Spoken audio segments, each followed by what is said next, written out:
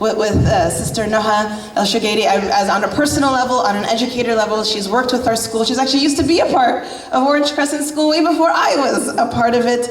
Just want to let you know a little bit about her. I'm sure you all know her, mashallah. She does have her MS in counseling from Cal State Fullerton, her BA in zoology from Rutgers University. She's a licensed marriage and family therapist and does private practice in Newport Beach. In addition, she's a certified positive discipline trainer focused on the Muslim community. Sister Noha is keenly interested in helping the American Muslim family integrate faith and culture in the US. She was the first to teach Islamic parenting through the lens of positive discipline. In addition to one-on-one therapy, she facilitates workshops and produces videos and books through Sakina Counseling. I can attest for firsthand, mashallah, of all the positive discipline techniques within the Islamic framework and lens. It is so beneficial from here from her. Let us welcome Sister Noha. Thank you.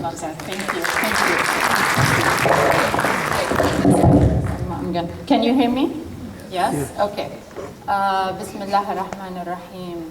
الحمد لله كما ينبغي لجلال وجهه وعظيم سلطانه والصلاة والسلام على أطيب المرسلين محمد صلى الله عليه وسلم. Very honored and blessed to be here with you today. First, I want to begin by asking if someone is willing to actually hold the phone so we can do a live Facebook. So someone can. Thank you. Okay. Yeah, I think it should be this one. Yeah. Inshallah. Okay. Sorry, Lubna. You're going to be holding it. Okay. So, just recently, I had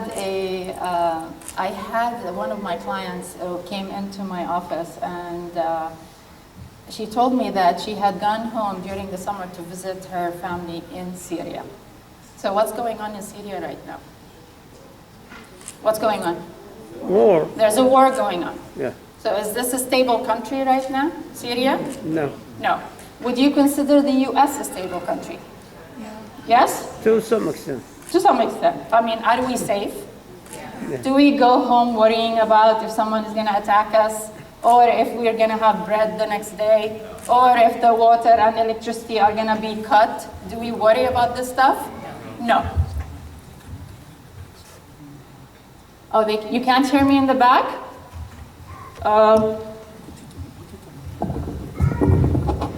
It's going to be, yeah, we'll try, but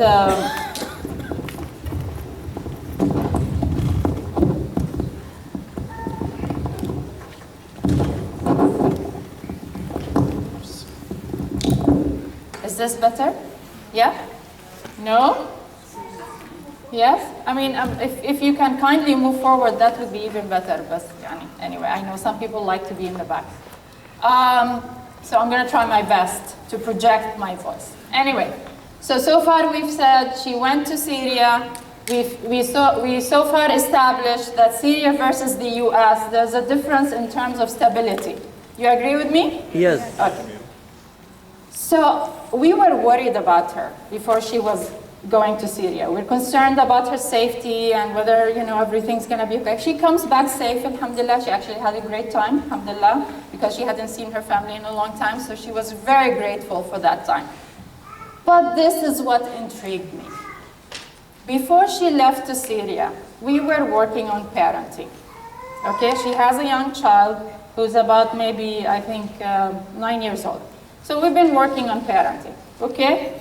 She comes back and she tells me, Noha, I was shocked.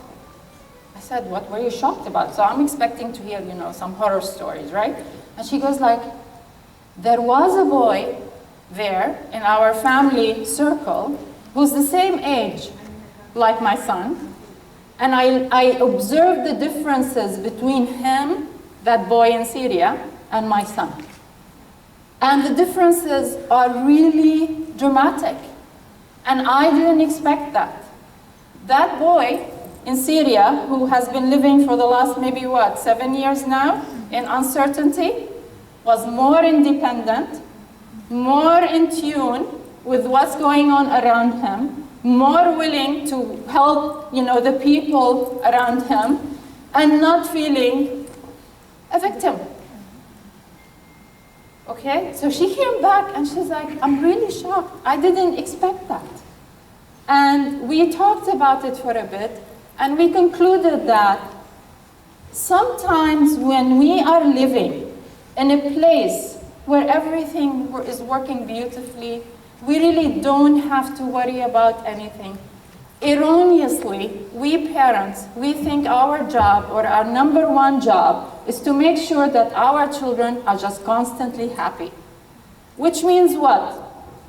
It means I'm not going to ask them to do anything. Why do I need to ask them to do anything? Okay, we're living a very comfortable life here, so I can do the dishes. They don't need to help me with the dishes. I can actually get a maid to cook, and clean. Why do I need to bother my children with this stuff? Okay? It means also, alhamdulillah, we have, enough money, so why do I need to deprive them of toys? Why do I need to say no to their toys or no to their iPhone?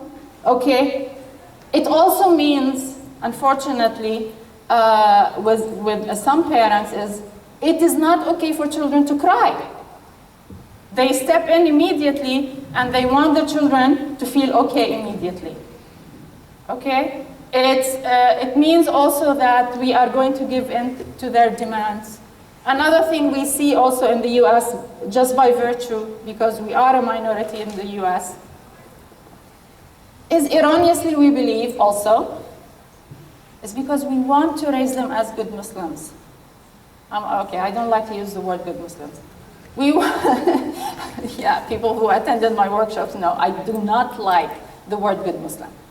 So our goal or our hope is for our children to grow up as practicing Muslims. I like practicing more. So then some parents, they decide that because we are going to establish some rules, and these rules are going to be no dating, no alcohol, no dance at the school, no prom. So in order to compensate for all of these no's, what we're going to do is we're going to say yes to all of the other stuff, because we believe that the other stuff is benign.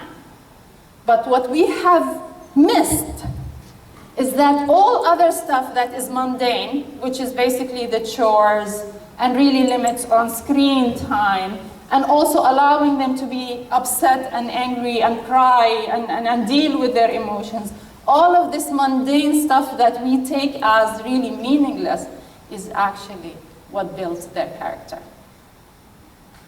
So the parents in Syria, they have no choice except allowing their children to face life.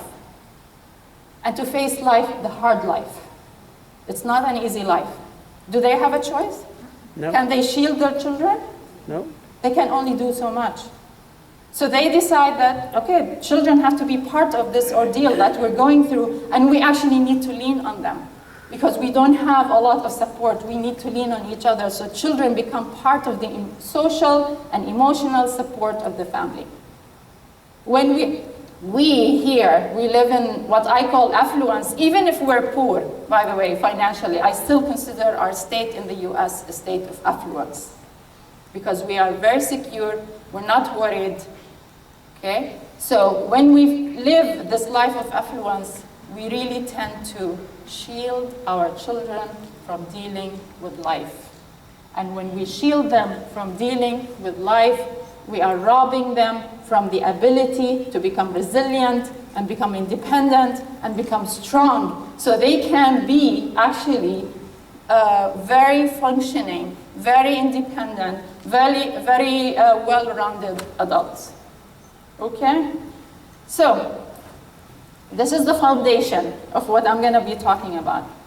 So, from my observation in dealing with clients in my office, I have observed that one thing we are lacking in doing in dealing with our children is really training them in what I am calling right now self-soothing. Self-soothing is a term that was began or coined in the 1970s. And when it began, or when they coined it to describe infants who are able to kind of like sleep on their own. So it was a very specific term used at that time. So now I'm expanding that term to mean something way more than that. Self-soothing to me is really training your children in the ability to handle life in a healthy, functional way. Meaning to be able to handle life without resorting to dysfunction, to addictions, to any of the unhealthy coping mechanisms that some people actually use. So do you understand my definition of what self-soothing is? Are we clear on that? Because sometimes I'm going to get people say, but that's not what they meant. I understand. I'm just expanding the definition. So I propose that in order for us to train our children in this ability to self-soothe, we need to incorporate everything on the postcard that you got. I have so every one of you has a postcard right now? Yes? Yeah. Some of you don't. If you don't, there are extra here, so you can just come and grab some. So I'm going to read them, and then we're going to cover, inshallah, one of them, because I don't think we have time for covering more than one. Yeah.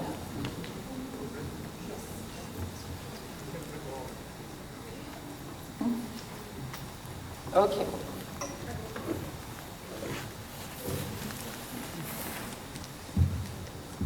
Thank you all for your help.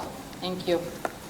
So, beginning from the top right corner, encourage mind-body activities. Mind-body activities are activities that involve the use of the hands, as an example. I'm not going to go into details because I need to really focus on one of them today. Then, cultivate spirituality. This one I'm going to talk about tomorrow in the session at 3 p.m. Step back and let grow, which is basically understand the limits of your control and understand that your children really have some control over their life. They actually have more control than you think. And you need to really start beginning to think of yourself as a supporter rather than a controller. Provide a healthy diet. Co-create routines and house rules. Allow for boredom. And then nurture strength and celebrate progress. Teach delayed gratification.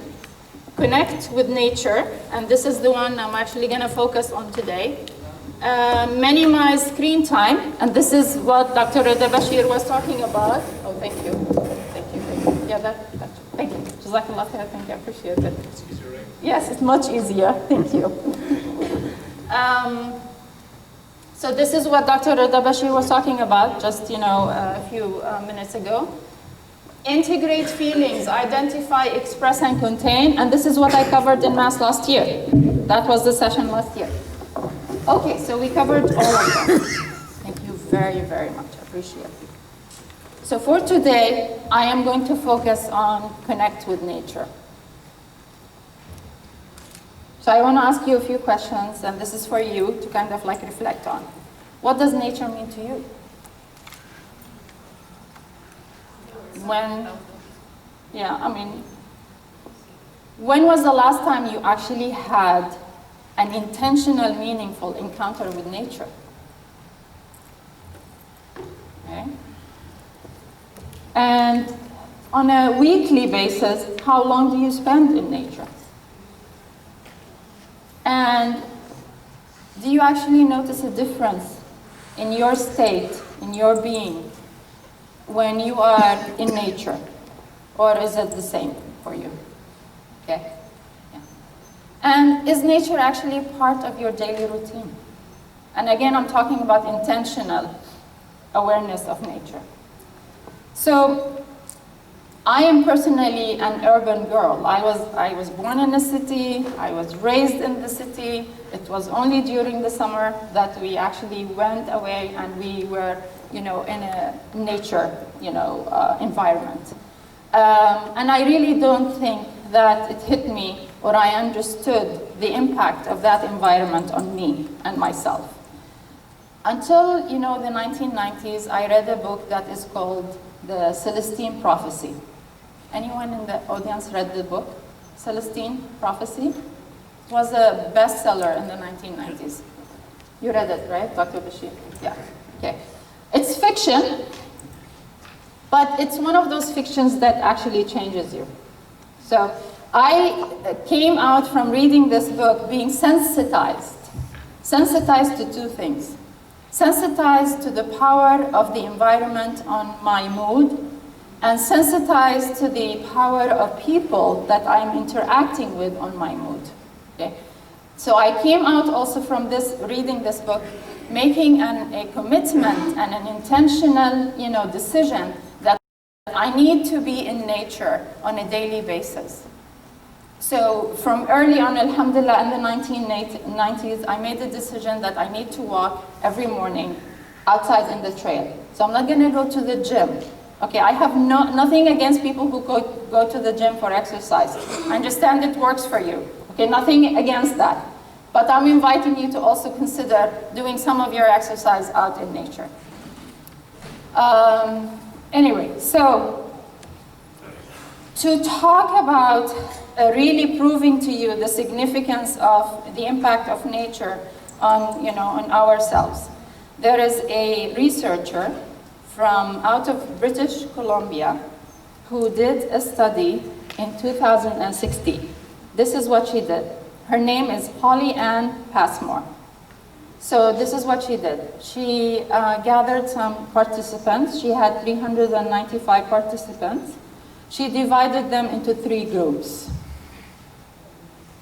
One group was asked to do nothing different for the next two weeks. Okay? Second group was asked to observe for the next 2 weeks any human-made object that catches their, you know, evokes some kind of emotion within them. Okay? Take a picture of that particular object, write some comments on it, so log it, and then, you know, they shared it with the researchers. Okay, so far, that's the second group. Third group, they were asked for the next 2 weeks that they are going to look and observe any natural phenomena in their daily life, okay, and anything that evokes some kind of emotion within them. Take a picture of that, and also jot down what, you know, what they felt and saw, and then they shared it with the researchers. So 3 groups.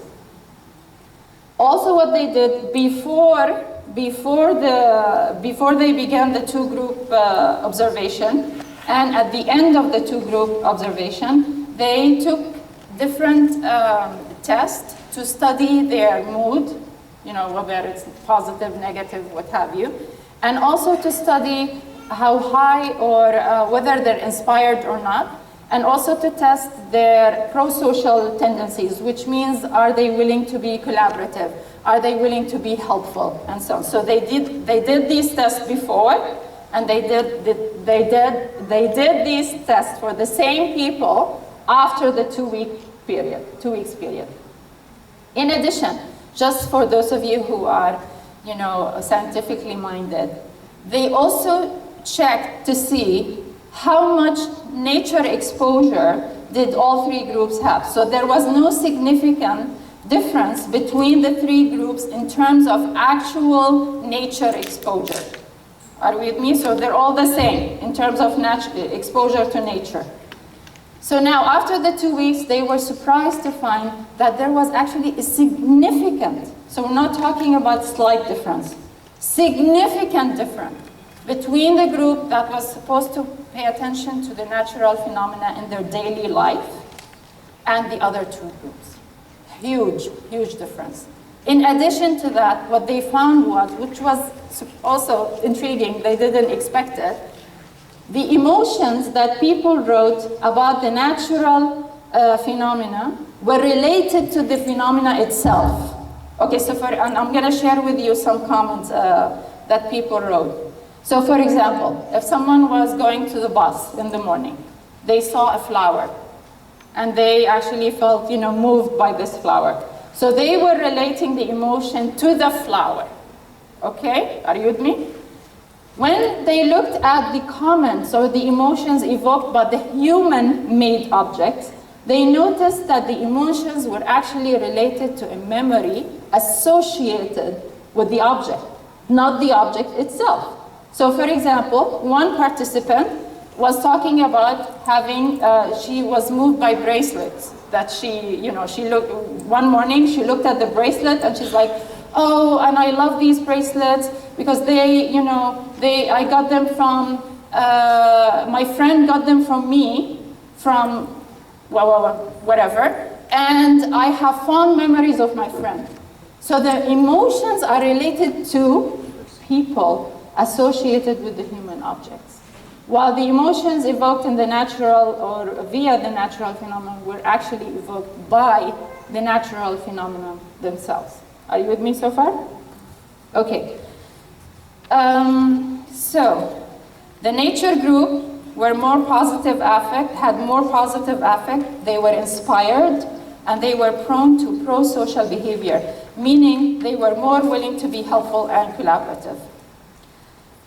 So I'm going to share with you two basically descriptions from the people who participated, and then I'm going to share with you the word clouds that were actually found in this research. So one participant said, I saw this little flower as I was coming back from my class. In the midst of all the other dying roses, this one was holding strong, and it really gave me a strong sense of hope. I had been through a long day, and I was really tired, and seeing the flower just gave me a renewed sense of energy for the day. Another participant, I'm a very introverted person, and I'm somewhat of a homebody. I actually originally dreaded getting this label, nature, because I knew it would make me leave my house. But I was very pleasantly surprised and found my anxiety, stress levels decreasing rapidly the more time I spent outside. Outside seems welcoming now, and I look forward to spending more time outdoors with nature and animals. It's fun and relaxing. So let's look at basically the word clouds. I'm sure you've seen them before. So what the researchers did is they took all the words that the participants used for describing the human object and the nature phenomenon, and then they came up with the two different word clouds for both situations. So this one is, let's see if you can guess. Okay. What do you think this one is? Reflects which one? Human-made objects. Okay, can someone, read the words? What are they? Which one is the largest word? Annoyance. Wow, okay. And then what? There's safety. And stress is big too, right? What else? Confusion. Guilt. Envy. And stress. And disgust. Disgust, yes. There is fatigue and also pride and fashionable. Okay, so this is all with the human made. Let's look at nature. So what's the biggest one? Rejuvenation, peace, awe and freedom and hope. Okay. My co-author Munira Azadeen,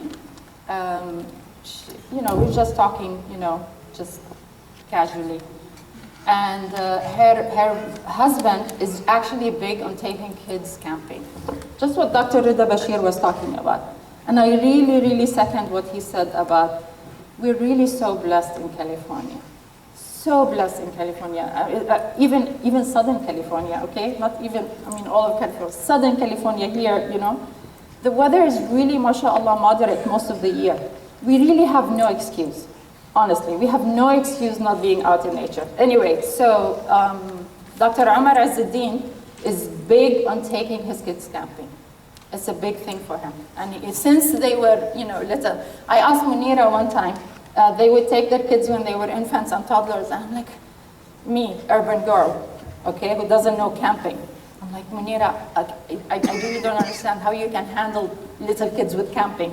She's like, me too, I didn't also know, but we managed, and it's okay. And Umar, mashallah, organizes, everything, and, we end up coming back feeling, very good. So anyway, so she was talking to me about this trip when her husband and her youngest, they went camping by themselves, and so they come back, and her youngest, Ali, he tells her, Mom, I felt so at peace. This is Ali, who's barely 10 now. This was not prompted by anyone. This is what he felt, okay? Peace, because he was at camp. So what is my invitation to you, basically? I hope the message is clear. It's very simple, it's very practical. The study that I shared with you, was it a study about people who were out in the wilderness for 2 weeks? Was it? No. No. It was about people who were going on their daily life in an urban setting, because all of these participants, by the way, were undergraduates in the British Columbia University. So they were all in an urban setting, right? But we looked at the impact of just being intentional and mindful of nature around us. So my invitation, very, very practical, is really to make it a priority to go out.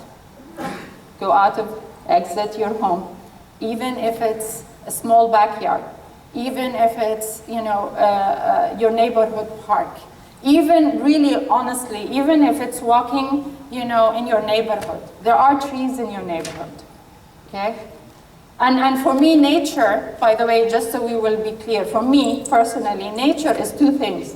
One is all of Allah's creation outside of your house. This is one, which would be the trees, the animals, the sky, the beach, the forest, the desert. Desert, by the way, has its own beautiful impact on the soul, because it's very quiet. Very quiet. So what doesn't matter what kind of nature you live in, that particular, whatever it is, will also be helpful. So go out. Make it part of your daily routine.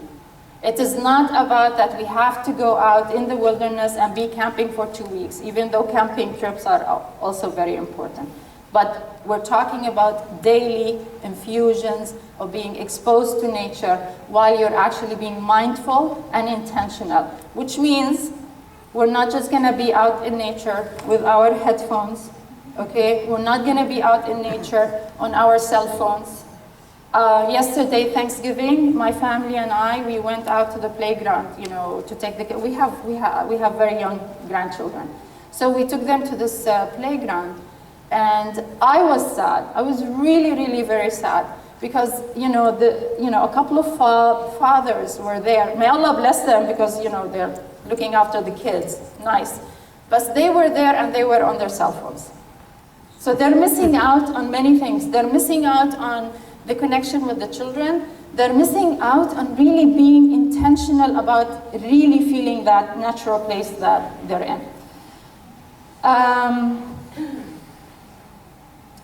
Also, because we're talking about parenting, I don't know if many of you are aware, but if you really, for example, your children, if they're cranky. The other day, we actually were having FaceTime, our regular weekly FaceTime visit, if you will, with my son and his family. This is one advantage of having technology. We can just use FaceTime, and as if, we're all together. Anyway, so we're doing this FaceTime visit, and then my grandson was very cranky. It was very clear. He's cranky, he's fidgety, he's just, not in the mood. And I told Umar, I said, Umar, I think, Umar, it would be really very, useful right now if we just step outside the house. And, we'll continue with the FaceTime, just outside the house.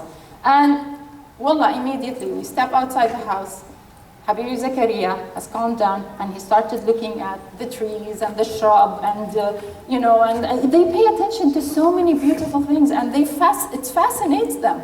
You know why? Because nature keeps changing.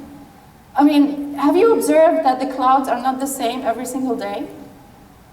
There's so many variations of clouds. Allah subhanahu wa ta'ala and His magnificent ability. I mean, you have a changing movie scene, really honestly, outside your doorsteps. So please make it, make it a part of your daily routine. The other thing I'm gonna say, adjust according to your location. So I came back just recently from Saudi Arabia. I was visiting my family in Jeddah, Saudi Arabia. Most of you know, what is the temperature in Saudi Arabia? What's the temperature? In the sky. Just like, really, for me personally, who likes to be outdoor, I can't be outdoor at 2 p.m. in Jeddah, Saudi Arabia. There's no way. You will melt, yeah. So anyway, so basically what I'm trying to say, you need to adjust to your location, right? So in Jeddah, what did I do? I'm either gonna walk right after Fajr, which all of the outdoorsy people in Jeddah, they do, mashallah. I found that there is actually a movement right there in Jeddah for people. They go biking, they go walking, they do what they call also dune climbing.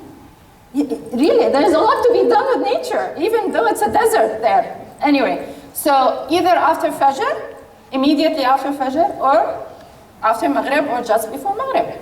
So there is no excuse. Honestly, there is no excuse for not being in nature, okay? There was one more thing I wanted to say also. Let me think. Okay. Slipped my mind. Okay. Message is clear, inshallah. Okay. I am inviting you to consider connecting with nature as one of the strategies that you will use to train your children in self-soothing, so they can become able to actually regulate their emotions, and it will actually booster their sense of well-being. Inshallah, bismillah. Jazakumullah khair, barakallah feekum. Thank you.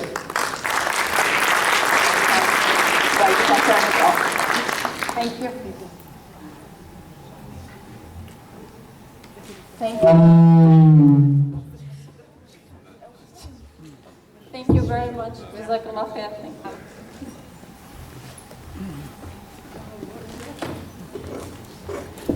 Oh yeah, please, go ahead. Jazakallah khair. And thank you, brother, for holding the phone for me. I had baby duty, had to step out, so I appreciate it, you taking on my job. Yeah, thank you. thank you. Jazakallah khair, Khala Noha. Has anyone not gone camping? Has anyone not taken their family camping? Oh, it's okay. So I'm curious because subhanAllah, I feel like I could always speak to what the speakers are going through. Subhanallah. So I grew up. I'm a valley girl. We would go to Yosemite. Lake Kashuma happened to be the place we would go. I don't know if anyone has even heard of Lake Kashuma or Kashuma Lake. We would go there a lot as a family. So we're used to camping. And if anyone knows my sister Lubnan and her husband Sheikh Sohail, they're like camping freaks. Their 20-year anniversary was camping. So they love to camp. And about 6 years ago, I was blessed to remarry and have 3 new stepchildren that I've never lived with before, brand new experience. I got 3 stepchildren with this marriage, older but elementary age children, and the very first thing we do, the very first summer we get married, and have 3 brand new stepchildren, is where do we go? Yosemite. These are 3 city kids who don't even know me. They know their dad, of course. I have my own child, and oh, you should have just seen their faces, like, astaghfirullah, who is she? Where does she take us? What is this place? You know, and it's dirty. Where are we? We were sleeping in that. Like, it was a disaster. I'm like, what did I do? And it was with Lubna, alhamdulillah. It was with my sister and her husband, who are the camping experts. But I swear to you, I saw the transformation in them, just as individuals. Not necessarily that they're now part of a new blended family and all of that. It's a whole nother story, but they really, like, some clothes got wet, and they had to think, oh, let's hang a string between one tree and another. Okay, how are we gonna get that string high enough? Let's tie it to a rock. And they threw it, and they were so proud of themselves. It was a really ugly looking string by the end of it, but they figured it out and they hung what they needed to hang, and then they went bike riding and they got lost, and they talk about that Yosemite trip, and they want to go back, and I'm like, oh man, that's 8 hours of me getting nauseous up a mountain. I try to limit Yosemite, we'll do other camping, but they really changed who they were after that week. It was 5 days of camping. So, mashallah, there is something special about nature. No electronics. No electronics. And then haram, this is the bad part. I'm gonna call myself out. Because I didn't have my phone, going back to modeling, because I couldn't use my phone, I really wanted to cry at this moment. I was carrying my youngest, we were hiking. One of my friends or my sister said something funny, and I laughed. I laughed from my gut. Like, I really laughed hard. Haram, my daughter said to me, Mama, I've never heard you laugh like that before. And I felt so bad. I felt so bad. I'm like, and I'm known to be funny. I'm known to be the outgoing one. I'm cool. But I see that in front of my kids. I'm either busy on my phone because of my job. I'm always busy. I'm tense on them. I take out the tenseness of my job on my kids at home. And nature forced me to be a better person as well. So I really invite you, I'm gonna be like Sister Noha right now. I invite all of you to please go camping, even if it's 1 day, 2 days. There's really local things. We're so blessed of where we live. You can go to Fraser Park. There's things much closer. You don't have to go to Yosemite. There's a lot of much closer opportunities to go outside and camp and be one with nature. Go on a hike. Okay, how about that? Let your step one be is go on a hike. Okay, I won't tell you to go camping. Go on a hike. And you will see, and they're gonna cry, and they're gonna stomp, and they're gonna not have the right shoes because they all have Vans, and they don't have tennis shoes, and they're gonna make a big deal about their feet hurting, and you're gonna go buy them a pair of tennis shoes so you make sure they can go hiking. So it's a process. But wallahi, you will benefit. I see the difference in my own children and our own blended family and on myself to really force myself to not be on electronics and be myself. So jazakallah khair for that beautiful reminder. We forget how the simple things that Allah has provided us is the medicine and the healing for our children and ourselves and our families. So really, jazakallah khair. I don't want to take too much time. I talk too much. Well, I think I like listening to myself talk. It's so bad. It's so bad. Okay, we have 15 minutes. I'm going to admit to my own weaknesses. I love to admit to what my weaknesses are. I have 15 minutes. What are some questions that you have for any one of our speakers? You were quick. Wow, you were ready for that question. Yes, stand up and speak loud. I think I'm loud. You are. You're good. About setting the limits. It was much easier when the kids were younger. We had rules that were, you had some struggle when we set the rules about screen time, but then it went smooth. The kids would just read and go out and play and whatnot. Now that they're in high school, one of them is in high school, it's getting really hard to set the limits. And they are on screen all the time because their schooling is all on screen now. They have Chromebooks they take home. All homework is on. They do things like video editing and Photoshop, and so they're always on screen, and it's so hard to set the limit. Great. Just in case if anyone, her question is, when they're younger, it's easier to set limits on screen time, but when they start to get to high school, it's more difficult. Yeah, I'm sorry. No, go ahead. And also to add is when to start letting go, because at some point, in a couple of years, they're not under our direct control, maybe. I mean, depending on where they go for college. So this transition from total control of the parents of the screen time and leaving it up to them to decide, and as you said, Dr. Bashir, it's never enough. Do you have your mic? Okay, perfect. Brother Muhammad, can I pass you this mic to take on for questions? Oh, okay, got it. Go ahead. Alhamdulillah, wassalatu wassalamu ala Rasulullah. The screen time we're talking about is the leisure one. But if they are doing it as work, as an assignment, and they are in the common area of the house, this is not counted as screen time. They are working, like video editing or whatever assignment they are doing. And as I said, they are in the common area of the house. This is work. They are doing assignment. They are doing their homework.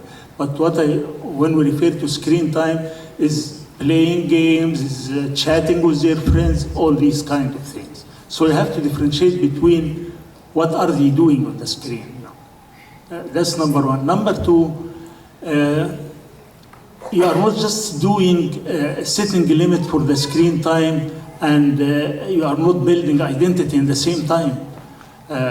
You have to work on building the identity, because there will come a day, as you said, they will be out, they are not under our wings anymore. You want them to be making the right decision, whether you are around or not.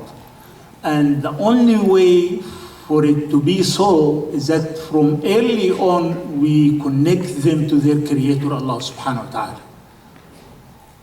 The Prophet ﷺ told us, as soon as the child is born, what we do, we give adhan in his ear. So the first word we would hear will be Allah. And this is an indication from the Prophet ﷺ that this weak creature will need Allah subhanahu wa ta'ala all the time, his Creator. The source of power, source of knowledge, source of wisdom, source of every good thing. We'll need it all the time. But what happens is that we give the adhan in their ear and then forget about it for the rest of their life. We have to continue during various stages of their life connecting them with their Creator. Because if they are really connected with their Creator, they know that He is with them all the time, as we're told in Surah Al-Hadid, verse number 4, وَهُوَ مَعَكُمْ أَيْنَمَا كُنْتُمْ. When we reach that stage, inshallah Rabbil Alameen, no matter what happened, they will think about it and they will try to do the right thing all the time. We have to work on both. We cannot just work on setting a limit without nurturing. And the highest level of nurturing is to connect our kids with Allah subhanahu wa ta'ala. If the child is doing the right thing because he's scared from me as his parents, as soon as I turn my back, he's going to do the wrong thing for sure. But if he's doing it because he knows that Allah subhanahu wa ta'ala is with him all the time, inshallah Rabbil Alameen will always try to make the right decision. And this is the highest degree of success any parent can have, that his kid is trying to make the right decision, whether he or she are around or not. So you have to work on both of them, inshallah. Jazakallah. Jazakallah khair, sister. Yes, go ahead. Assalamu alaikum. Alaikum assalam. Yeah, my question is, or comment and question, like I have 2 high school students, and now it's 3. The problem with these new apps is not only the smartphone. Like if we took the smartphone, they can go to school without their phone or smartphone. They can sign in from any phone from their friend. And the school have accessible Wi-Fi in the school. So my kids, for example, don't have the internet accessible. One of them senior and the other one is like 11th grade. If he didn't get the smartphone, he has a Snapchat or he signed into Instagram. The school asked him to do Twitter. So if I didn't allow him to take it, or many years, or like he just started in 11th grade with a smartphone, his friend helped him to do Snapchat, and he starts signing in Snapchat from his friend phone. Let me just repeat the question so the people in the back can hear is, even if you limit in your own home or don't have ability in your own home, kids find a way, high school students find a way at school to either use school devices, use a friend's device, even schools asking to start a Twitter account as a school project. So they have still that access to these different apps and social media through friends or school, even if there is control in the home. Correct? That's your question? And then go ahead, keep going. I have another point, which is struggling with the kids sharing some kind of these videos or like a short pictures from Instagram or other, it has under discovery or like this. When you ask them and share with them and start like open discussion with your kids, they answer you that say, oh, this is just a joke. Just we are different by kind of a humor between me and my friend, or like we're sharing something. So that the way of their answering us, it's this is nothing wrong with it. So yes, they say we don't do anything haram. And and they feel like, oh, we have a gap between us understand them, that this is not like something too bad. For them, we see everything is too extreme. Number 3, I have my kids is everything in the living room, but they switch window always. So they open the game, and they say, I cannot concentrate unless I have a little entertainment. I set the time. I attend all Sister Noha since like 10 years, and she know that. Every generation has different ability. It's a big struggle. So this other two parts you're saying is, even when you ask your children about the different apps that they're using or the images that they're sharing with their friends, the response of the kid is always, oh, it's just a joke. This is how I communicate with my friends. This is how we share with each other. It's not a big deal. So it feels like the parents are giving more of like haram and extreme, where the kids are like, yeah, it's not a big deal. This is not haram. It's just how we talk and share snaps with each other and communicate. And lastly, even if you keep the electronics in the living room, kids are smart. They'll run 2 screens open at the same time. They click very fast if you're coming close between their 2 different screens, because they feel like they need a little entertainment while doing their homework. They like to switch back and forth to what they should be doing and not be doing very quickly. So it's a big question, 3-part question. If either one of you will address this. You really forget the first one. They get access to these apps. The first part was when they get access to the apps through friends and school, even if you try to limit it, they'll still go on social media. So let's first answer the easy one first, the changing windows. You can have an app that can cut the internet if they change windows. It disrupts the connection, there is no internet. So you can use this one with them. But this is an indication that you did not do enough with them in building their identity. If they start deceiving this way, you have a bigger problem. That really you did not instill in them the fear of Allah subhanahu wa ta'ala. You did not build their identity. You just work it on the mechanics of the things. But you were not doing during their growth, trying to instill in them these good characters, this connection with Allah subhanahu wa ta'ala, that deceiving mom and dad is not the right thing to do. So I cannot find a solution for anybody except to work on these 2 areas. For all these questions, the tips or the guidelines that I will give or Sister Noha will give is going to help you with the mechanics of it, but in the same time, you really have to build the identity of the child. So he would, on his own, say, no, this is not right. I shouldn't be doing this. I shouldn't be deceiving my mom or dad and change windows so I can look at something that's not allowed.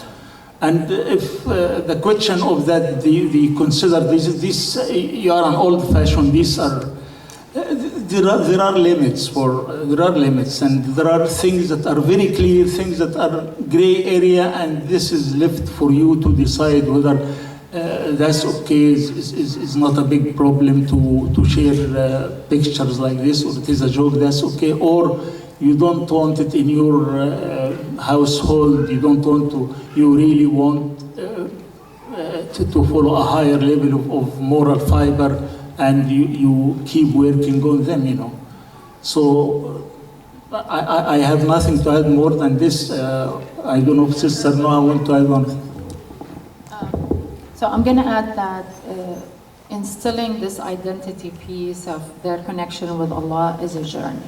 Please remember this, and please be compassionate with yourselves when your children are experimenting with all different things, whether they're going on bad sides or experimenting with sinful behavior, whatever it is. That is their part of their own personal spiritual journey with Allah. Your part is to do what you can.